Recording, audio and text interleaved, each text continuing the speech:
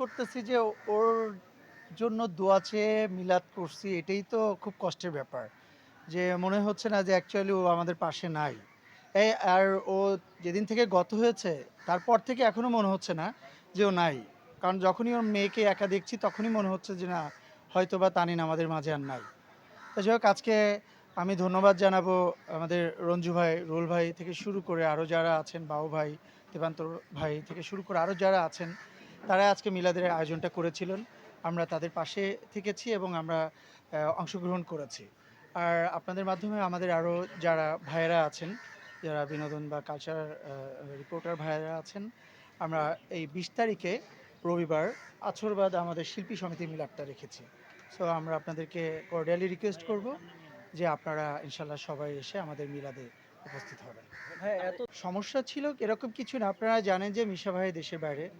আমাদের হচ্ছে দীপজল চাচু আপাতত ওনার জায়গায় আমাদের আরমান স্যার কাজ করছে। রুবেল ভাইকে যেহেতু সিনিয়র ভাইস প্রেসিডেন্ট, উনার অনুমতিটা ছাড়া আসলে আমরা মানে এটা তো আমরা ছোট করে চাইলেও করতে পারছি না। বিকজ আমাদের একজন সহকর্মী সে একজন আর্টিস্ট এবং একজন হিরোইন। তার অনেক বড় একটা সার্কেল আছে।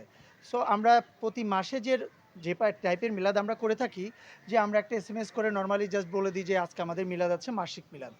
সো এইটা তো আমরা ওইভাবে মাসিক মিলাদ হিসাবে করতে পারছি না। আমাদের সবাইকে জানাতে হবে, এসএমএস করতে হবে, ফোন করতে হবে। তো এটার জন্য আমাদের একটু টাইম লেগে গেছে। বাট যে টাইমটা লেগেছে চাইলে আমরা একটু আগে করতে পারতাম। বাট সেটা আমরা ব্যর্থ, আই থিঙ্ক, আমি যেটা মনে করি, যেহেতু আমাদের আরও সিনিয়র যারা ছিলেন ওনাদের সাথে কানেক্ট করতে পারি নাই। আর আপনারা জানেন যে একটা অ্যাসোসিয়েশনে এক্সিকিউটিভ কমিটির সিদ্ধান্ত ছাড়া কোনো সিদ্ধান্ত চাইলে প্রেসিডেন্ট একাও নিতে পারে না। তো সেক্ষেত্রে আমি অর্গানাইজ সেক্রেটারি আসলে করতে পারি না। জাস্ট আপনাদেরকে ২০ তারিখ রবিবার ইনভাইট করলাম এবং আপনারা সবাই তানিনের জন্য দোয়া করবেন।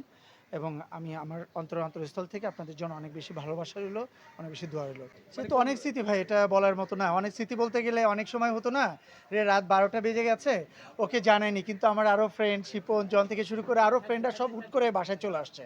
তো তখন ছেলে মানুষ, ওরা হয়তো বা একটা পিকচার আপলোড করছে, ওরা ৩টার সময় ফোন দিয়ে গালাগালি শুরু করবে, বন্ধুত্বে গালাগালি যেটা হয় আবদার। হ্যাঁ, আমরা বন্ধু না, ওরাই বন্ধু। আমাকে একবার জানানো, অবশ্য ওর বাসা আমার বাসা থেকে ধরতে গেলে ৪টা বিল্ডিং পরেই। তো আমাকে জানানোর একবারও প্রয়োজন মনে করি না। এইভাবে আর কি সবসময় একটা আবদার নিয়ে কথা বলতো। আর ওর ভিতরে একটা জিনিস লক্ষ্য করেছি যে ও হচ্ছে ওপেন মাইন্ডেড। ওপেন মাইন্ডে বলতে গেলে পিছনে কোনো কথা বলবে না কাউকে নিয়ে, সব ওপেন বলবে। আপনার ভালো লাগছে না, আপনাকে ওপেন বলবে যে আপনাকে ভালো লাগে না, বাট পিছনে কোনো কথা বলবে না। থ্যাংক ইউ, আপনারা আজকে আসছেন, আমরা সিরিয়াসলি অনেক কৃতজ্ঞ। না, কষ্টে ছিল বলতে গেলে এমন যদি হতো যে একজন মানুষ মারা গেছে, আমরা জেনে দৌড় দিয়ে তার কাছে গেছি তাকে দেখার জন্য, কিন্তু একটা সপ্তাহ আমরা তাকে নিয়ে দৌড়াইছি।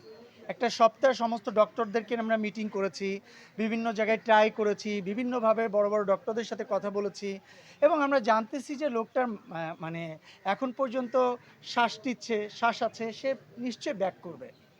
কিন্তু একটা মুহূর্তে গিয়ে দেখলাম যে একটা সপ্তাহ লাইফ সাপোর্টে থাকার পরও তাকে, আমরা অনেক আছে না লাইফ সাপোর্টে থাকার পরেও ব্যাক চলে আসে, হয় না এরকম কিছু। আমরা মনে করেছিলাম যে হয়তো তানিম ব্যাক আসবে। আমরা সবাই রাখছি এবং ইতিমধ্যে আমরা তার বাবার সাথেও কথা হয়েছে। তার বাবা তো সবসময় চায় তার বাচ্চাকে তার কাছে নেওয়ার জন্য। কারণ বাকিটা আমি জানি না, লাস্ট কয়েকদিন আমার সঙ্গে কারোরই কথা হয়নি। আমি কাল পরশু ওর বাবা হচ্ছে ফ্লাইটে আছে দেশের বাইরে, দেশে ঢুকলে হয়তো বা সব কিছু নিয়ে কথা হবে। এটা তো তার বাবা জানবে, যেহেতু মা নাই, তার বাবা জানবে অ্যাকচুয়ালি তার